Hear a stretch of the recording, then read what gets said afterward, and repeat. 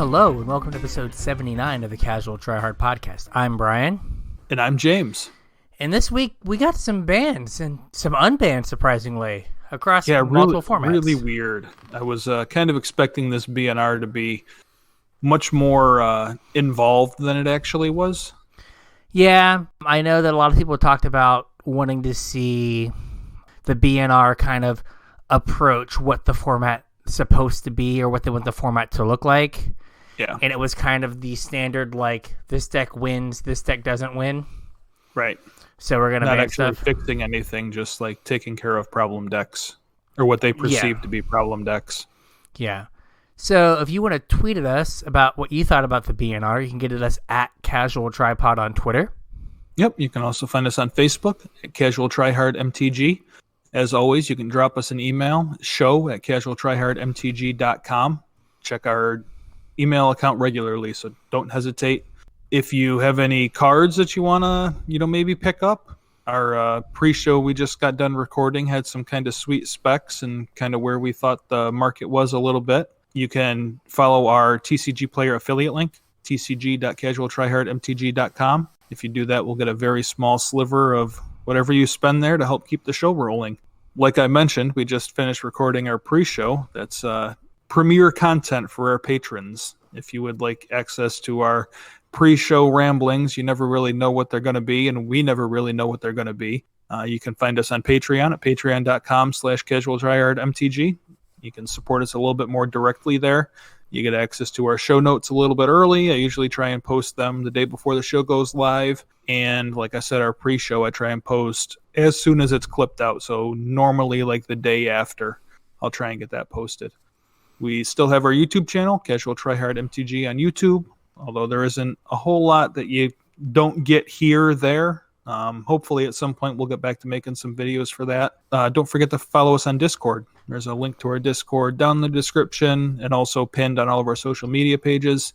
And if you really want in and for some reason can't get to any of those places, you can holler at one of us either through email or us personally, and we will drop you a personalized invitation.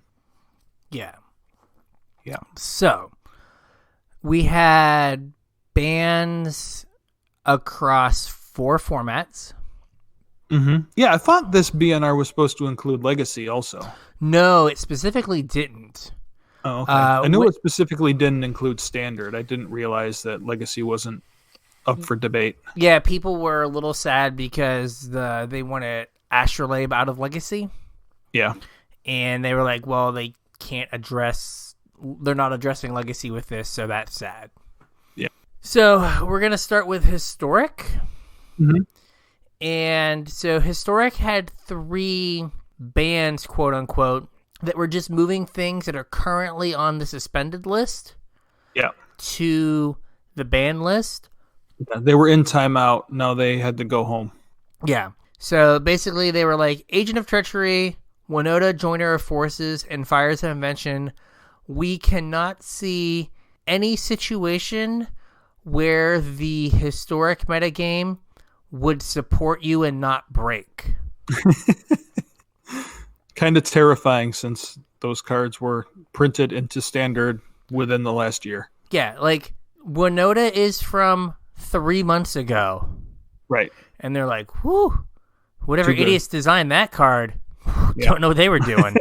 And it's like, you were the idiots. So those 3 cards are now in permanent timeout. Mm-hmm. And then the card that skipped suspension altogether went right to ban was Nexus of Fate. Kind of deservedly so. Oh yeah, it's a garbage Magic card. I know when I first saw it, was like 7 mana is too much.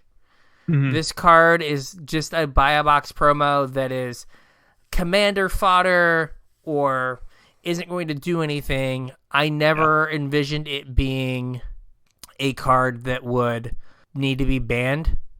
Right. But here we are. Here we are.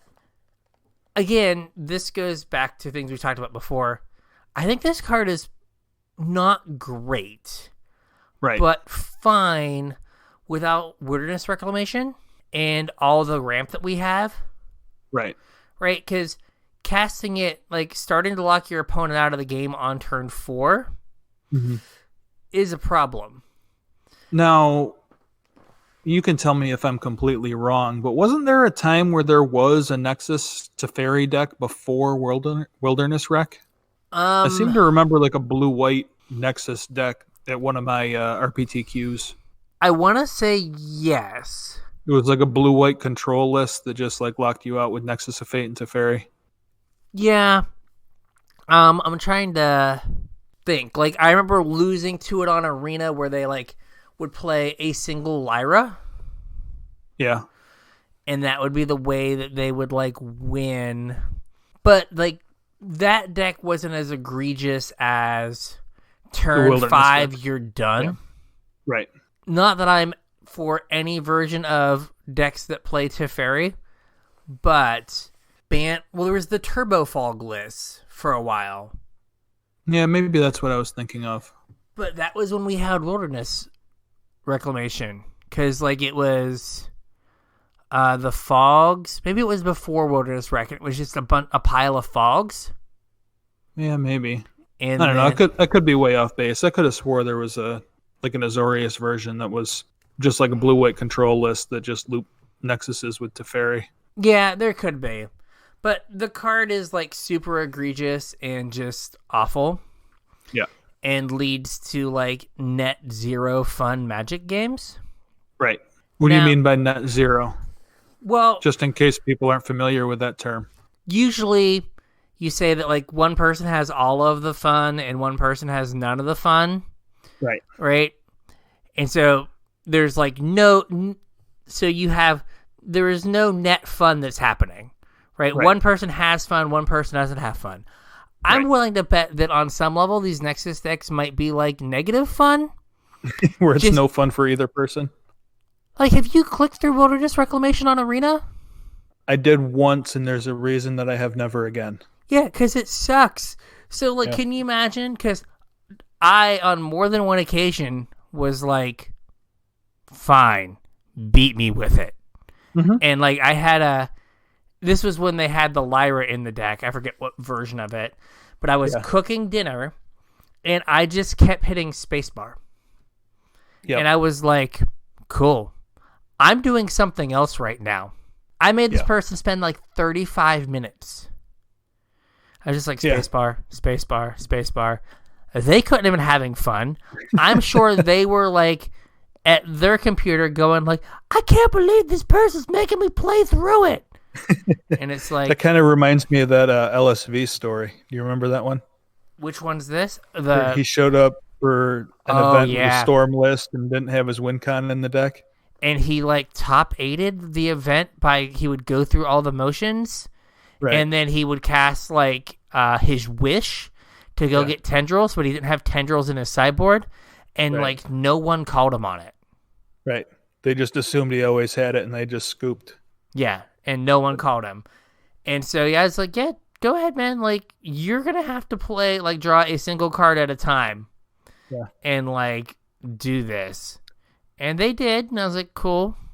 I guess I will, like, lose now. But I was like, once this game ends, I'm just going to stop playing Arena for today. So I can, like, stir some potatoes and then hit spacebar. Cool. Like, made sure I was tapped out. I was like, go nuts. Mm-hmm. They didn't lead to, like, interactive or interesting matches. Right. And, so, I don't know if you didn't make it all the way through the announcement, but for Historic, they were like, yeah, when we banned Winota, like, the top 2 decks in the format were only 15% of the format. Yeah. And now they're 35% of the format. And I'm like, let me see if I got this right. You banned the best deck. We did. So then it went away, and then decks 2 and 3 were 15% of the metagame, but now they're default 1 and 2. Right. And then, surprise, surprise, their metagame share went up because they were the best 2 decks? Mm-hmm. I can't imagine. So they were like, yo, Nexus, go away. And then the other change to the format was a suspension. Mm-hmm. And they suspended Burning Tree Emissary.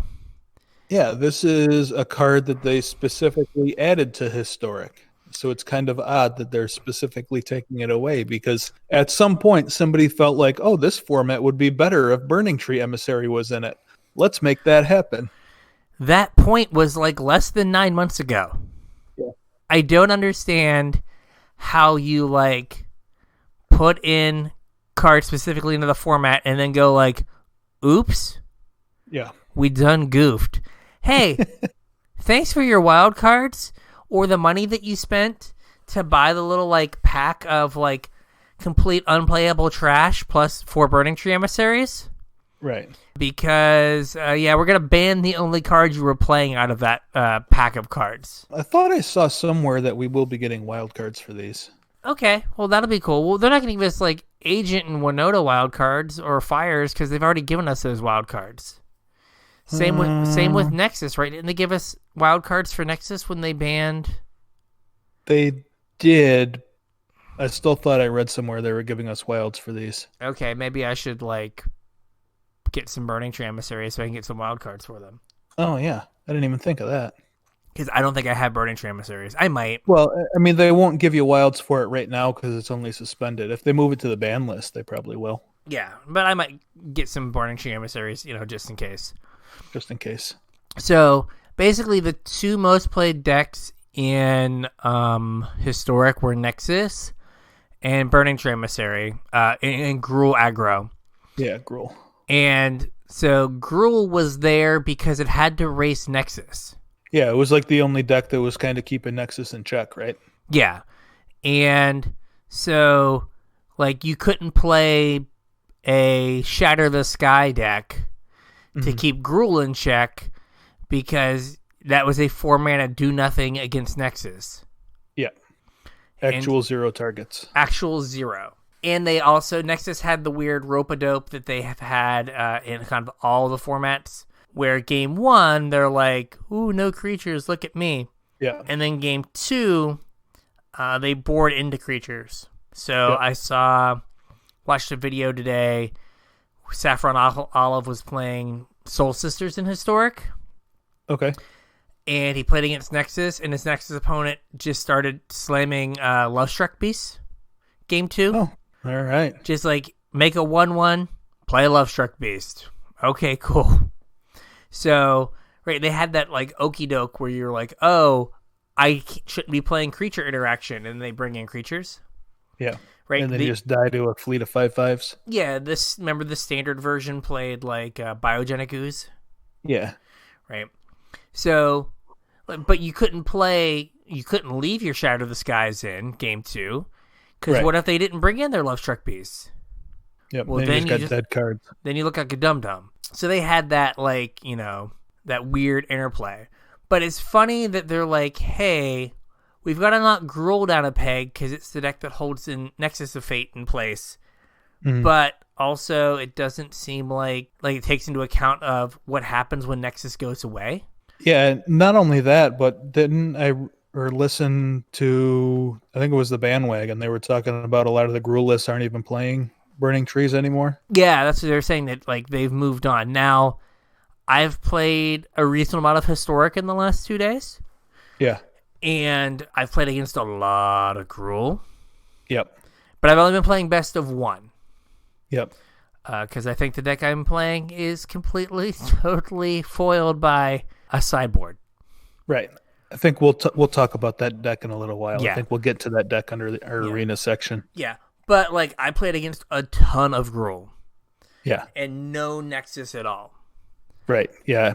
Me as well. When I first started playing that deck, I played against a whole bunch of Gruul. All of the lists that I played against Burning Treed me. Yeah, and it might be because in best of 1, like, the chance to go, like, Burning Tree into Zertog Goblin is just too much to pass up. Probably.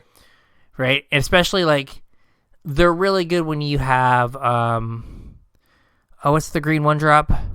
The 1/1 that gets counters? Pelt Collector. Right? You go, like, Pelt Collector into Burning Tree into Zertog, put a counter on Zertog. Right. You end up with a 3/3 that you're attacking with. Like, you end up with Wild Nikotl. Right. pretty good. Yeah. So, Burning Tree might not live on the suspended list for too long because it might just not matter. Right. There's historic, like, there might just actually be, like, more mid-range decks now because you don't just get clowned by Nexus. That's good. That's kind of my my view of a healthy format is when mid-range can exist and is reasonable. Yes. Next up, we have Pioneer. Yeah, this is a weird one, man. I was expecting a lot more shaken up in Pioneer. Yeah. I don't feel particularly comfortable, but... Yeah. So what was banned in Pioneer? Nothing. What do you mean nothing? Isn't this a banned and restricted announcement? It is. We got unban. Yeah. We got Oath of Nissa off the ban list. Yeah, which I think is fine.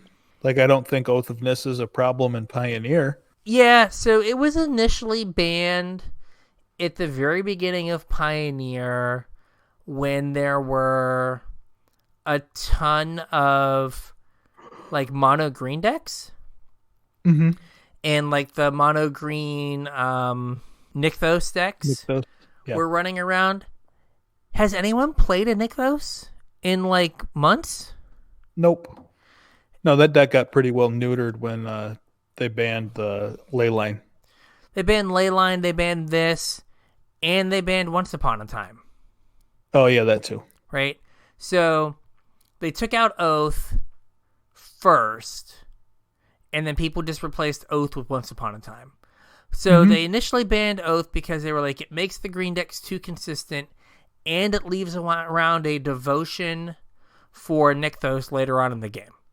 Right. You just get a free devotion on your Ponder. Mm-hmm. And so they're like, it's got to go. Now they're like, we think that this is fine and the green decks need help, or this will help ramp decks or whatever.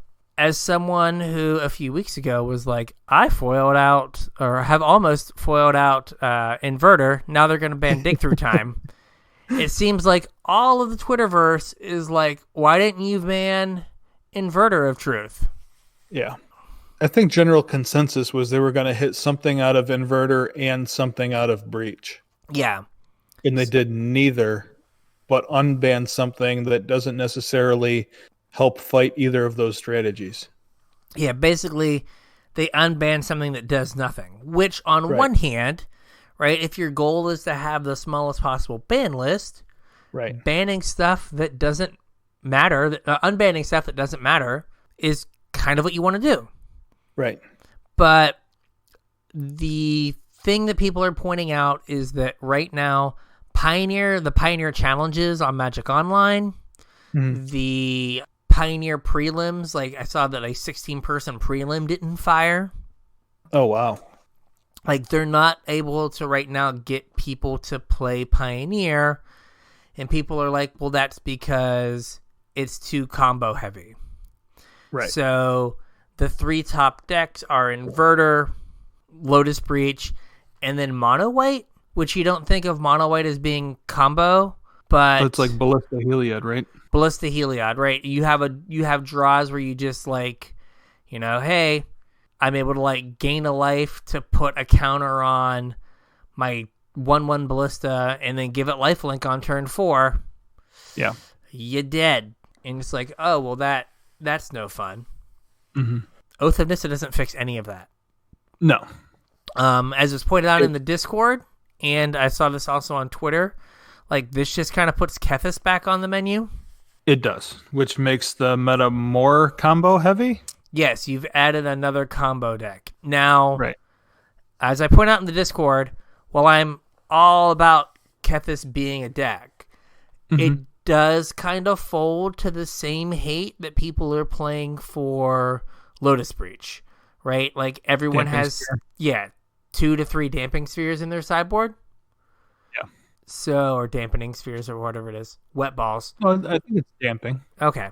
That deck is still going to be hit by just, like, residual hate for other decks. Right? It's just going to be caught in the crossfire. Yeah. Where, if you look at Lotus Breach, people are going to have Rest in Peace in their sideboards. If the Dredge decks get good, Rest in Peace is going to show up a lot. or you're going to get Grafdigger's Cages, right? So all of those things are going to make your deck kind of have to fight through more just incidental hate.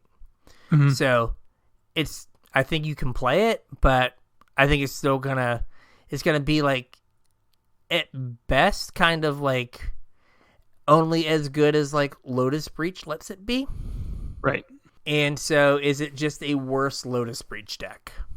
Yeah, and I mean that's kind of, I know that both of us look at a format in that way in particular, and I think some people have a hard time looking at formats that way, but like if you're looking to spike an event or do well in a tournament, you kind of have to ask yourself if you're just playing a worse version of a different deck. Yeah. Or like, is it a good deck, but there's just so much hate running around for the thing that it does just because the rest of the format's doing that thing. Right? If you take Modern, for example, if Dredge is the best deck, you can't play Reanimator. Right. Because everyone's going to have a ton of graveyard hate for Reanimator, for Dredge, and you're going to die.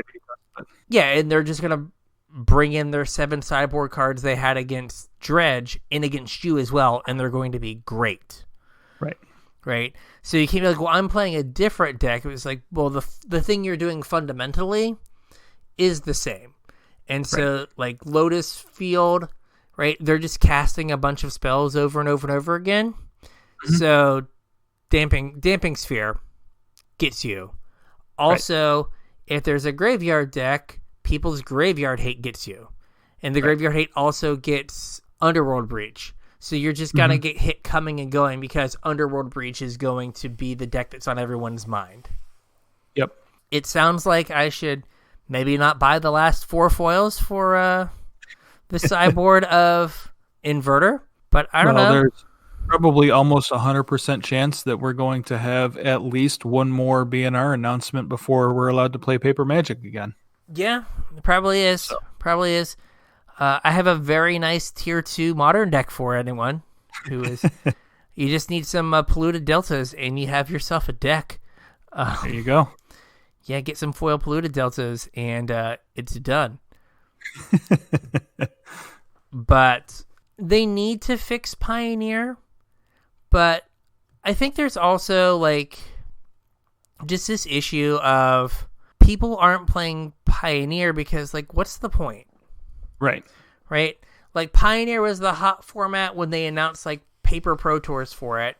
And now, like, why are you going to, like, spend a bunch of time, like, grinding Pioneer leagues for no reason. Pioneer events when, like, the people that have stayed on Magic Online aren't Pioneer players, right? They're Modern and Legacy players. Yes. Right? Like, they're like, I want to play Modern, and they don't want to play Modern Light. Pioneer is supposed to be like a stopgap in between, Standard and Modern, and most, or I shouldn't say most, but a reasonable amount of the format is historic legal. Yeah. And it's a much better experience to play on Arena than it is on MTGO. If there's no events to prep for and the experience is so much better on Arena, why are you being incentivized to play Pioneer on MTGO? Yeah.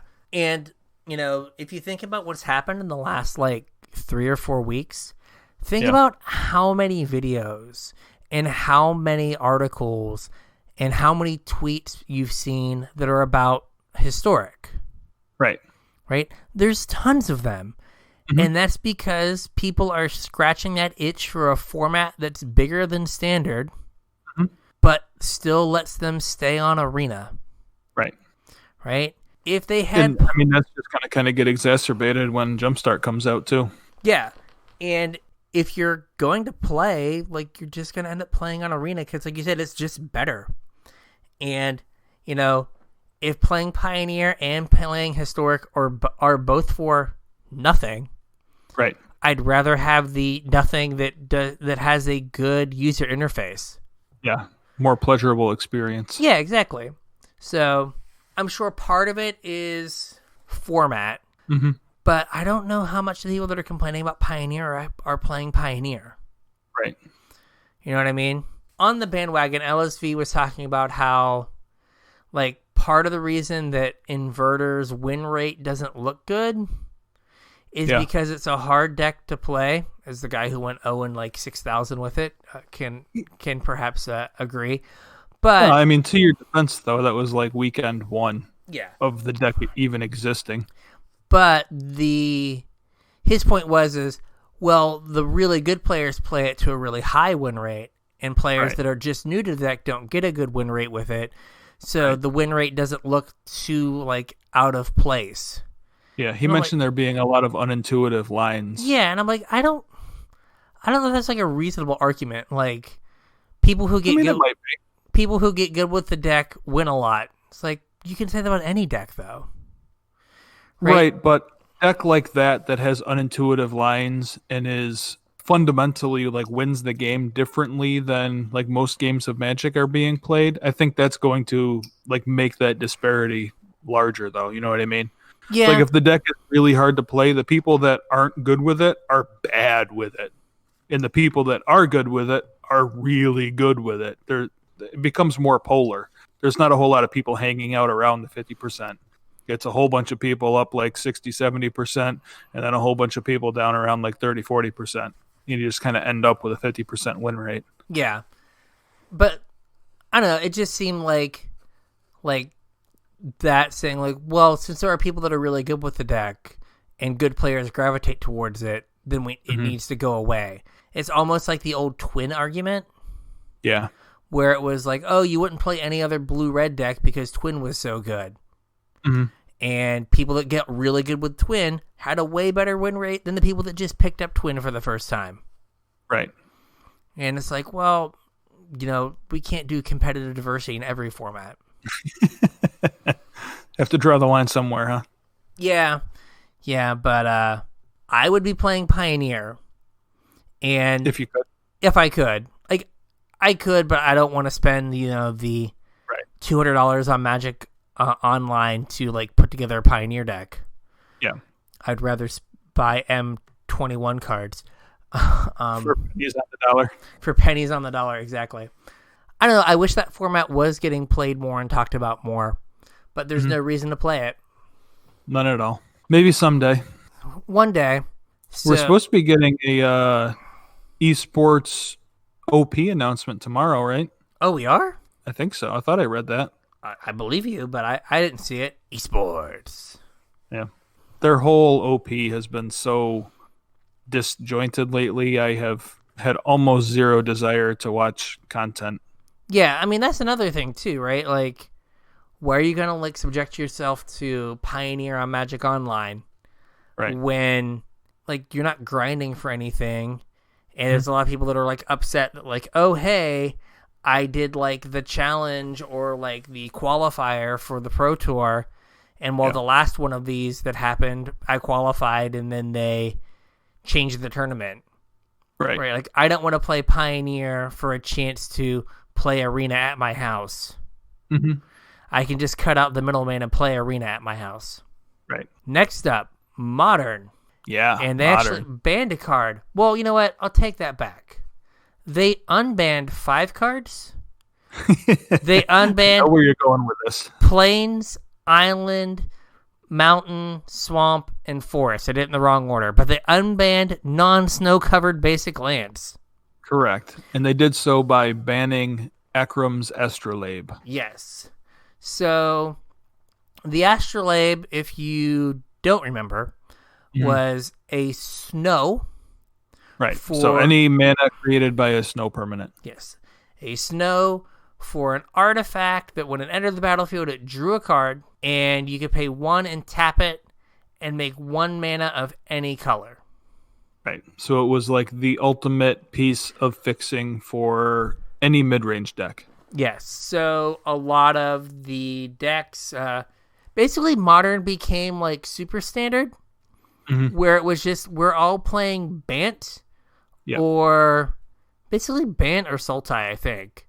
Were kind of those were the 2 big ones. The 2 decks that got played, because I can play Ice Fang Coatl that is blue-green. I can play Path, which is a white. I can play Uro. I can play double white cards. I can play double green cards. It doesn't matter. Right. Your opponent Your mana's always perfect. Yeah, your opponent slams a Blood Moon, and you're like, ha! It doesn't matter. I will tap this mountain to make a blue. And it's like, no! The whole reason I played the Blood Moon. So, they're trying to get rid of the 4-color, 5-color, like, piles of just good cards. And actually have deck building constraints be a thing in Modern again. Wow, weird. Very weird. Like, oh, wow. Like, I have to worry about the colors that my spells are. Yeah. And, like, I have to worry about drawing the right lands in my deck. Weird. So, I don't know how it changes the format greatly. Other than maybe the blue-green decks stop being just, like, 3 and 4 color decks. They just might go back to just Uro decks. Maybe. Which is funny that, like, the only thing you can play in Modern that is not just, like, head-down aggro is Uro. Yeah. We had, like, 3 weeks where the only thing you could play was Loris, and you were a dummy for not playing Loris. And now we're to, you have to play Uro, and you're a dummy for not playing Uro. Yeah, I'm kind of sad I never actually got a chance to play Loris Jund. Yeah, these were dark times. Yeah, I wish there were events while Loris was still the old rules. Yeah, but yeah, so they're getting rid of Astrolabe, and hopefully that gets the format back to where, you know, things normal Modern decks can exist. Yeah, where you're not just playing the same stuff. Because what ends up happening when you have perfect mana is you just play the same cards with just changes around the edges, which is kind of what happens a lot of times in Legacy, right? When we were playing like 4-color Delver, it was, I don't know, you played 45 or 50 of the same cards, maybe more, and then you're like, I would argue more. Yeah, but you're like, oh, I'm a Fatal Push person, so I want 3 Fatal Pushes and only 2 Lightning Bolts. And then someone else is like, I'm a Lightning Bolt guy. I want 3 Lightning Bolts and 2 Fatal Pushes. Ooh, difference. Yep. Right. And so I think that's where Modern was kind of like, oh, I'm a Black Mage. I want Thoughtseize and Fatal Push. And someone's like, oh, I want Teferi and Path to Exile. Yeah. So you're doing the same things? No, I'm white. I'm black. And it's like, no, you're playing the same thing. You're playing all the same cards except for like 8. Right. And you can't argue that they're different decks. Right. It's like, I'm playing Cryptic Commands and Astrolabes and Ice Fang Coatls and Uros and blah blah. It's like, okay, what are the things that aren't the same? These 4 cards. Oh, ooh, such spice. Right, gotcha. Yeah, so it'll be good to get back to actually there being different Modern decks, and if someone's playing a Sultai deck, they're not just like Dark Bant. Right. Right? So that'll be good. Like, you're like, oh, someone played like Watery Grave into Overgrown Tomb. This isn't going to be the exact same game I played against Hollowed Fountain Breeding Pool. Right. Now, I know that they mentioned that they have their eye on Astrolabe in Legacy. Yeah, I did read that. Because the same thing's happening in Legacy. Legacy has just been like Astrolabe piles for a while, and I think it's even worse now with Uro and Oko. Yeah, probably. Yeah, because we played that Legacy event. It was right before Throne came out. And there were a bunch of just like 4-color Astrolabe decks. Yeah. But they didn't have like Oko and Uro. And now having Oko and Uro, just like, you know. Yeah, they kind of traded Ren and 6 for Uro. Or for Oko. Yeah. Just like, yeah, Ren and 6 is gone now. Here's Oko. Oh, okay, cool. Cool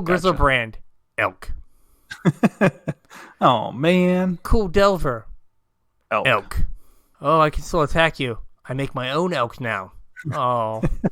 Turn my food into an elk block. Yeah. No.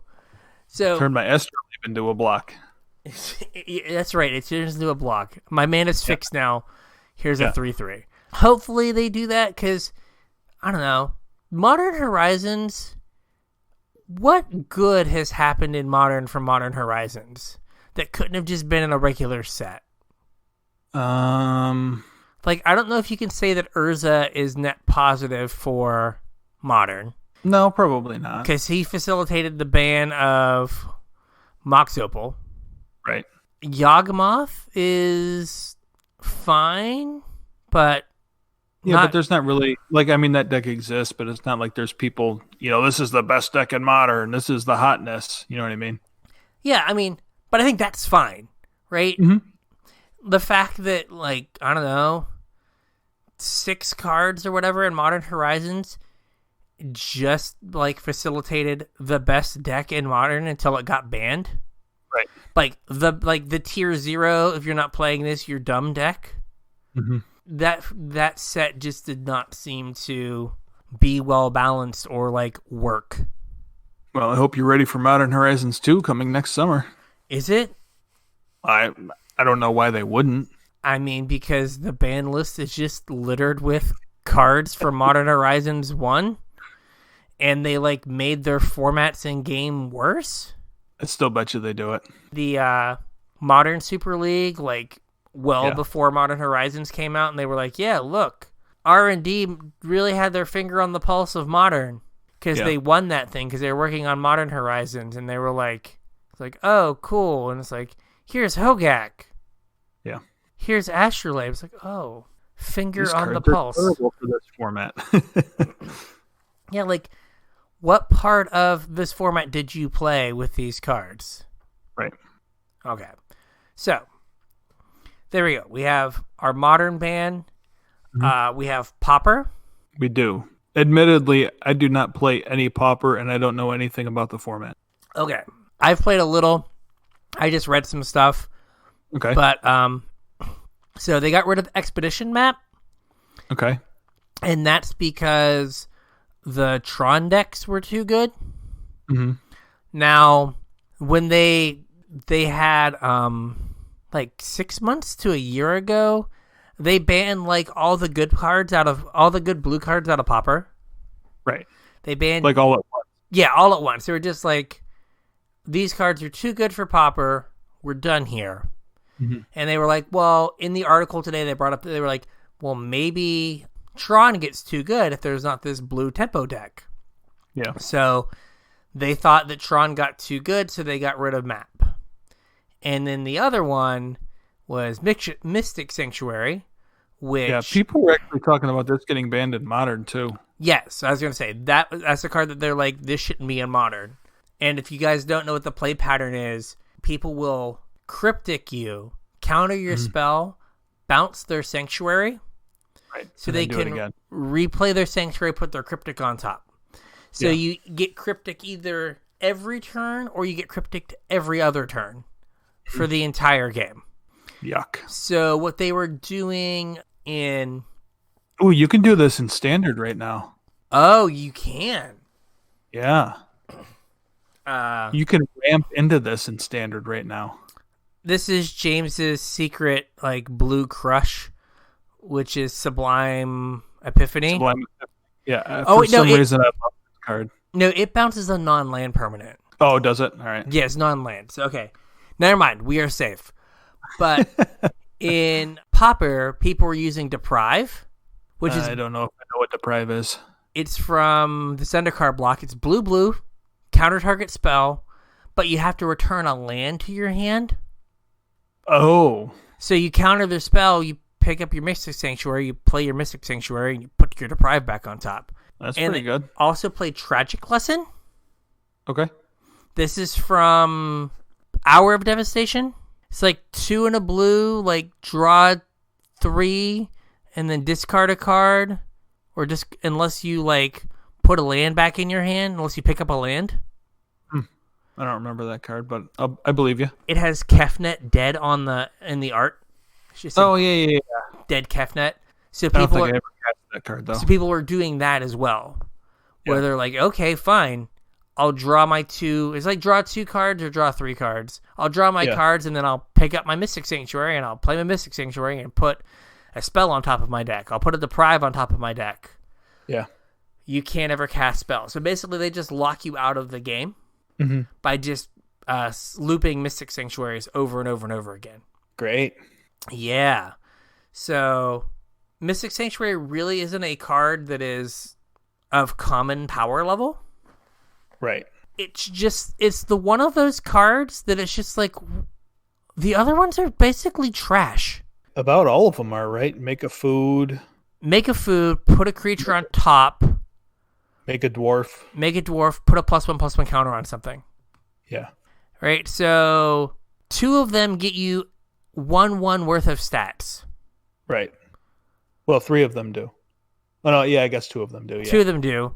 One of them gives you a food, which isn't... You can't make a 3/3 anymore. You can't make it a 3/3 anymore. And then, like, one puts a creature on top of your deck, but, like, that has already been established to be, like, an ability. Yeah, not great. Right, barely even limited playable. Yeah, that land has been printed 1,000,000 times in black. Mm-hmm. But then you have the blue one, which is like, put a counter spell on top of your deck every turn. Or put a divination on top of your deck. Yeah, and it's like, these aren't anywhere of like equal power level. Yeah. Now, I don't know what this does to the format. I know that like kind of the next deck up are the blink decks. Okay. Because of Ghostly Flicker is still in the format. Yeah, and Momentary Blink. And Ephemerate. Oh, yeah. Another busted card for Modern Horizons. Yep. So yeah, I'm sure they weren't really thinking about breaking Pauper when they were making Modern Horizons, though. I don't know if they were thinking about breaking Modern. Good point. So I think a lot of people, I think what we said at the beginning, were like disappointed. I think a lot of them had big hopes for kind of format resets. Yeah. Where they were like, okay, we're going to ban these like 5 cards in Pioneer and shake things up and see if we can fix stuff. Yeah. And we're going to ban like 3 or 4 cards in Modern to fix stuff. But again, it's the kind of the classic Band-Aid approach of, well, doing this bare minimum and see if it works. Yeah, well, this card is 55. This deck has a 55% win rate, so we should make it worse. Yeah. We should try to get it to a 50% win rate. And it's like, well, when you do that, if you guys haven't realized, what happens is another deck gets a 55% win rate. Mm-hmm. And then you're like, ooh, this deck's too good. Yeah. So there you go. No, like, structural changes to the formats, just kind of like trimming stuff around the edges. Yeah, I really don't know that any of these, other than like Astrolabe kind of changes what the format looks like, but I don't really think anything else does. Yeah, I agree. I mean, it makes the Urza decks worse as well. I guess that's something we didn't mention. Yeah. Because Urza just loved having random artifacts on the board. Yep. And now you have less random artifacts, and there's a huge difference between Arkham's Astrolabe and Prophetic Prism. Right. Like, one goes from busted in Legacy to, like, the other one is not standard playable. True. So there's not, like, a fix for that. So that could also just kind of, like, work some of the Urza decks out of the format. Didn't we play Prophetic Prism in that mono blue side deck? Yeah. As I said, not playable in standard. I always wanted to caveat it with, like, except for in certain circumstances.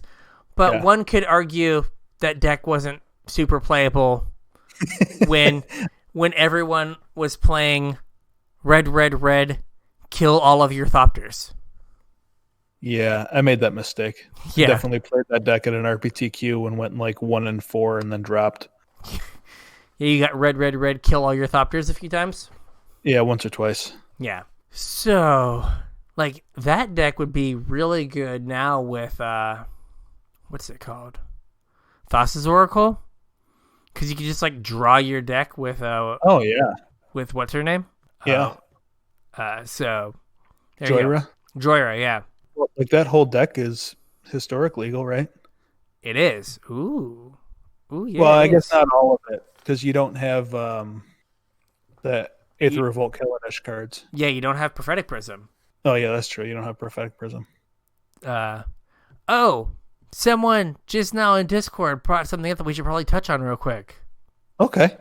Dieter just put up in the Discord, Rip Pod, which reminds us. Oh yeah. So, Magic Online is a garbage program that is maintained like garbage.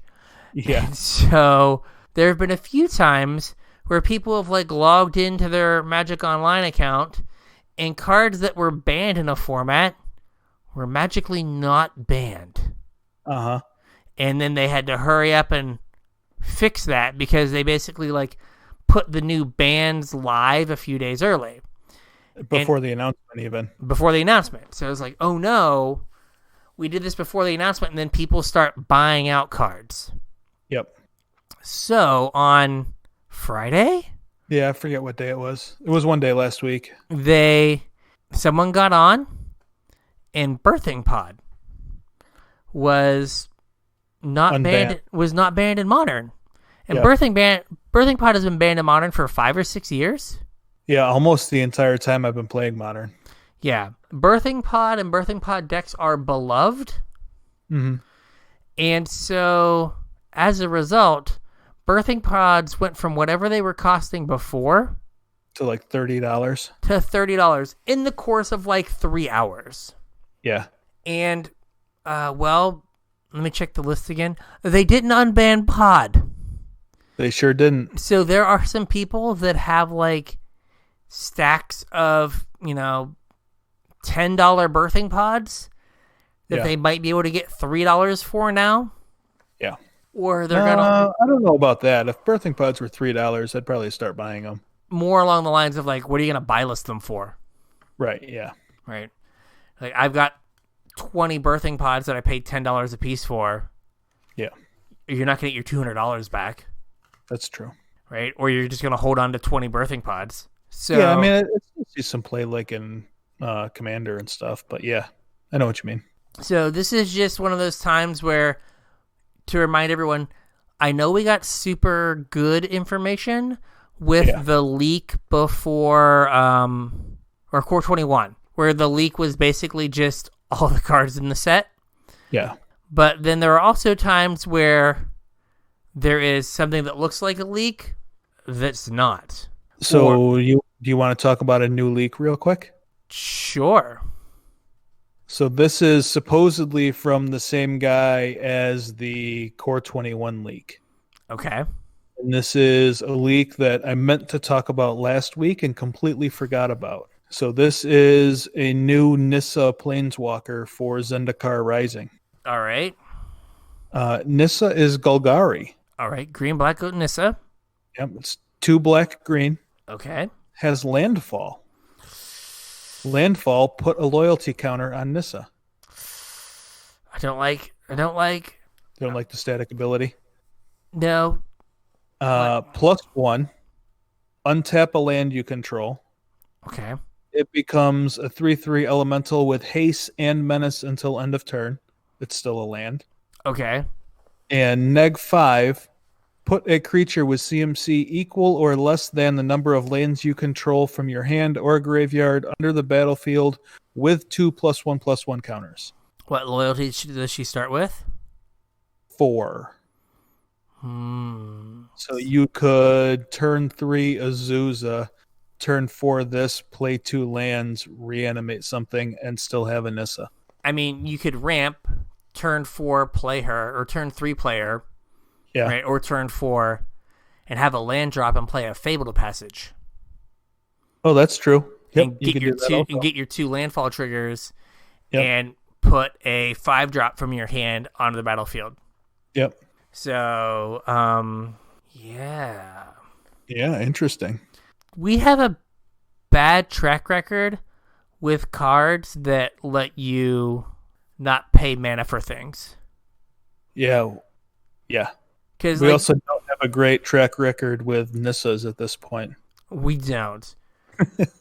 Because was World Waker like kind of was a big player in that standard. It was great. And then the Zendikar one, the Voice of Resurgence. Yep. That was the entire backbone of green white tokens. Yep. Yeah, we haven't had a great run with Nissas. Yeah. I mean, that card seems like something that would like make it through design, but like if it's at all playable in older formats, like the fact that like fetch lands are just slapping loyalty counters on it, is not great. Could certainly be an issue. And I mean, what if you like scape shift? And you're just like, oh, scape shift. Yeah. Put like 8 counters on this thing. I'll put something from my hand. And then next turn, it's kind of a build your own fires. Yeah, kind of, sort of. Right, fires, you had to have it in your hand. Right, if so you don't have to play red. You don't have to play red. Yeah. So you're just like, okay, I'm like the rock. Yeah. And then I'm just going to have a turn where I play a Planeswalker and a 5-drop. Right. And then the next turn I'm going to like plus my Planeswalker, play a land, and the next turn play a 7-drop, and then play another one. Yeah, I mean, you also get to like put Primeval Titans in play that put more loyalty counters on her. Yeah. Yes. Yeah, seems good. Seems very good. Yeah. You heard it here first. Seems good. Heard it here first. Seems good. Yeah. So I had a sweet segue. We were talking about No, sorry, I ruined it. Oh no, it's fine. We were talking about like, playing a bunch of spells and drawing your whole deck. And that was going to get me into our arena portion. Sure. What do you want to talk about in arena? So, if you're in the Discord, you'll notice, I think yesterday, James posted this crazy Song of Creation deck. Yeah, it's like the most Brian deck I've ever seen. So I saw his post, and then I went and found it on the MTG Goldfish YouTube page, and it was one of their single scoop things where Krim, also known as the Asian Avenger, did a half-hour video where the deck was designed by the Citrus Assassin. Greg Orange? Greg Orange. This is a Greg Orange special. Wow. Yeah, it doesn't involve blue or white. It doesn't involve like blue-white controls. I was confused. Yeah, crazy. Basically, you have all the 0-cost spells in Historic. You have 3 Thassa's Oracles, 4 Witching Wells, and 4 Emeries, 4 Song of Creations, and then lands to make the whole thing work. And basically, you need mana.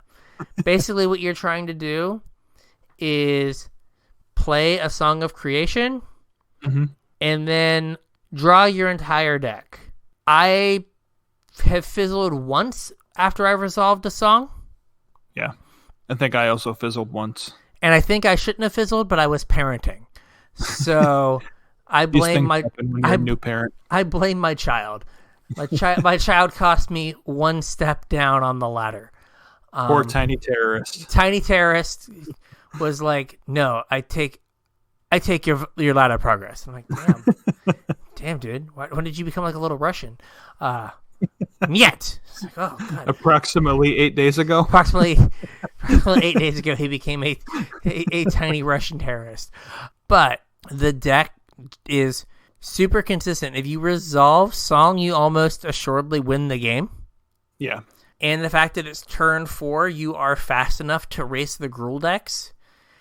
Every so often, I've had to be like, say hello to my 1/1 Stone Coil Serpent. I will block your your Burning Tree Emissary all day.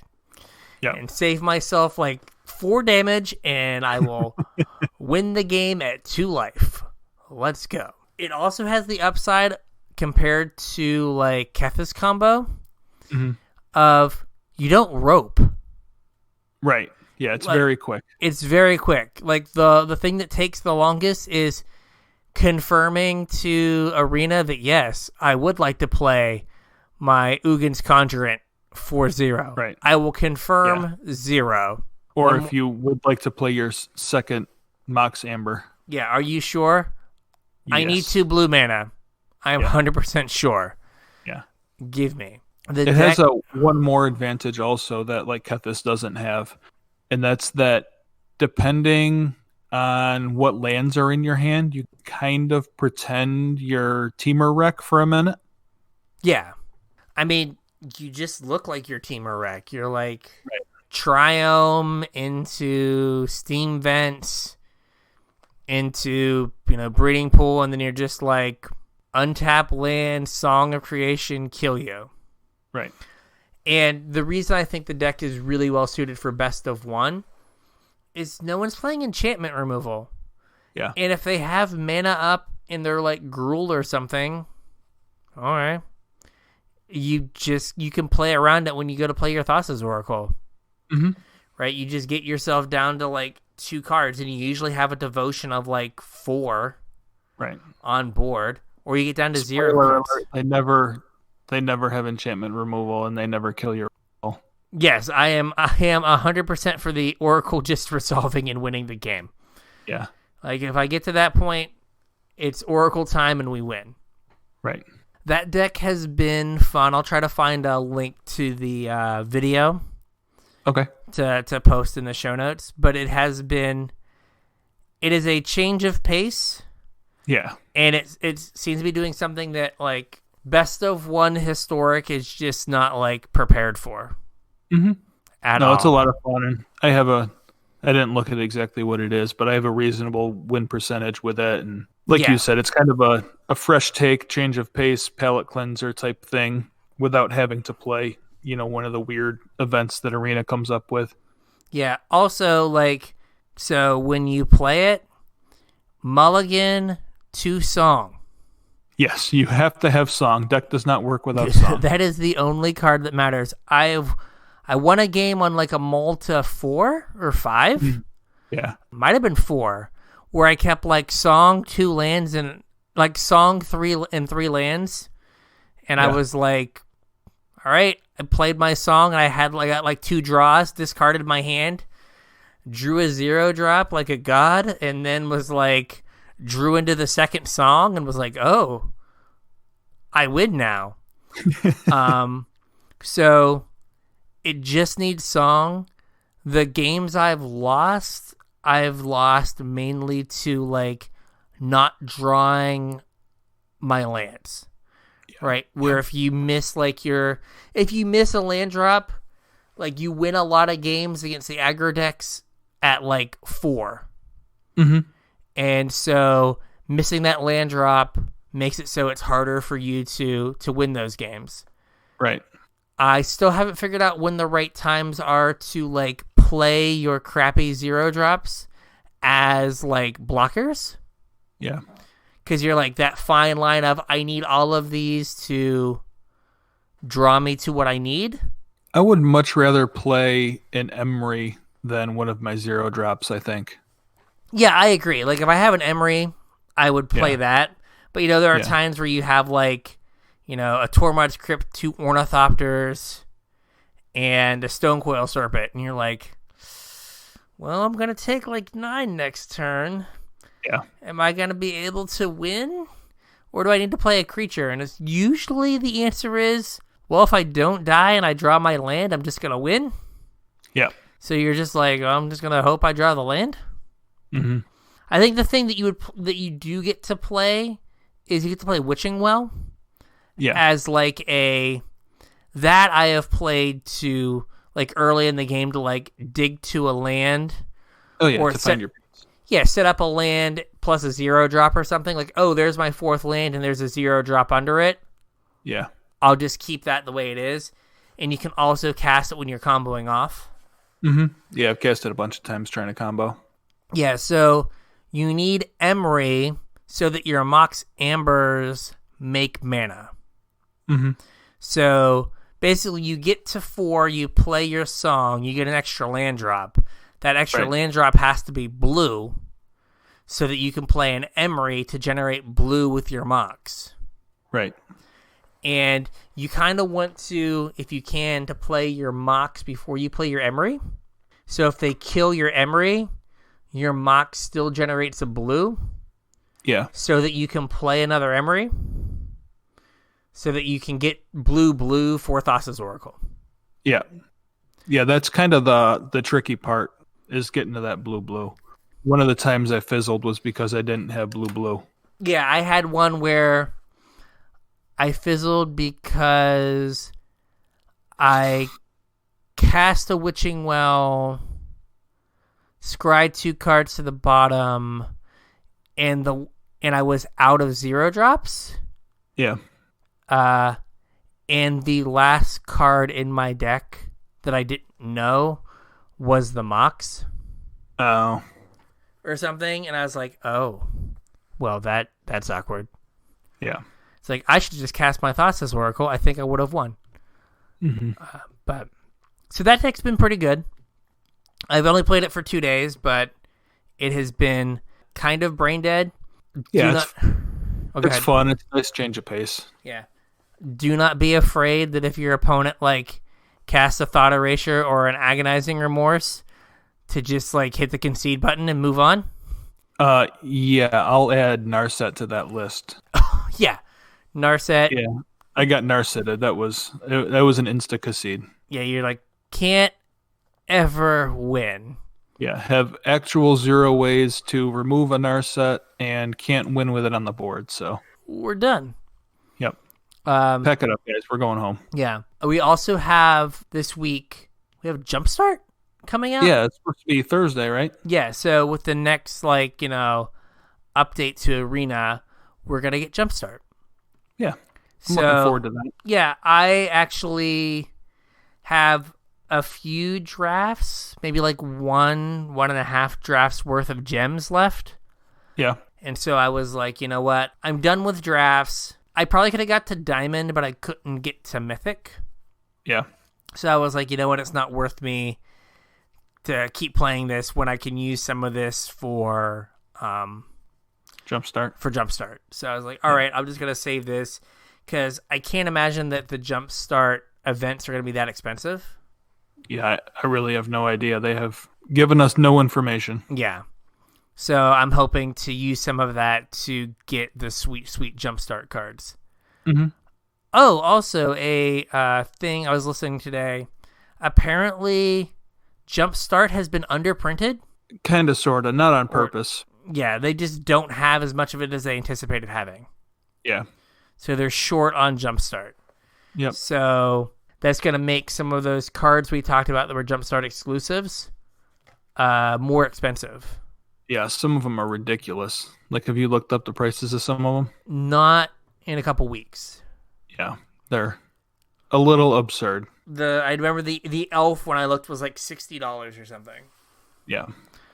And I'm like, I don't know where this elf's going to get played, but cool.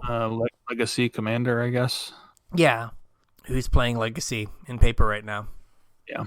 So the elf, Illusaurus Shepherd, on Goldfish right now. You want to take a wild guess? Is it 80? 89.91. Yeah, sure.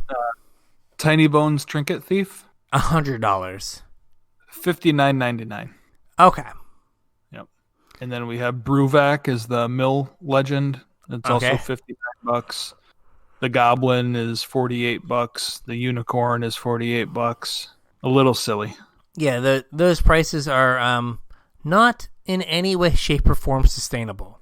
Yeah. The Phyrexian Swamp. Okay. $30. Oh my god. Yep. Basic non-foil swamp. $30. Whew. Great. Crazy. Yep. So yeah, we'll have hopefully Jumpstart events to talk about. Mm-hmm. Yeah, I plan on playing some. Yeah, next week.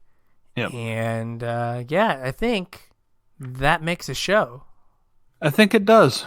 We're trying to keep things a little bit short so Brian has some extra time for his parenting duties. So yeah, I apologize a little bit in advance and for right now for that, but it is the way it is, right? Yeah. Hey, they're still getting over an hour of podcast here.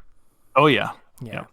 So if you'd like to tweet at us, particularly right now, like show ideas, because I think we're not super locked in on standard. If there's like a skill thing or level up thing or thing you want us to talk about, I think there was something in the show ideas the other day. We can talk about that. You can get at us at CasualTryPod on Twitter to float that idea to us. Yep. Hit us up on Facebook as well, CasualTryHardMTG. As always, you can drop us an email, show@CasualTryHardMTG.com.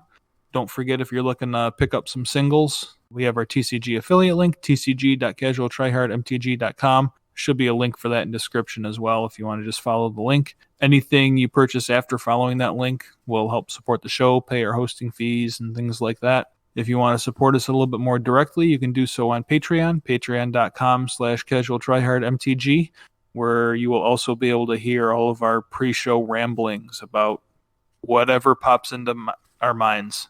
We don't get to see each other in person too often anymore, so we use the pre-show to kind of catch up a little bit, and there's some interesting discussions. Too often is very generous. I haven't seen you since like June. Like I think probably it's been a while. Maybe May because of it was like Ikoria, right? Yeah, the Ikoria. I went and picked up my boxes. Yeah, it's the last time I saw you was the Ikoria release. Yeah, I guess it has been a while. A very, very long time. What do you look like? I haven't had a haircut since like January, so I actually went and saw Tom over the weekend. I am very bushy. Very bushy. Do we have anything else? Our Discord. You can hit us up on Discord, follow the link, hop in the Discord server if you want to float some show ideas or whatnot. Yeah. Yeah, I think that's about it. Yep. And with that, we will catch you on the internets. We'll catch you on the internets.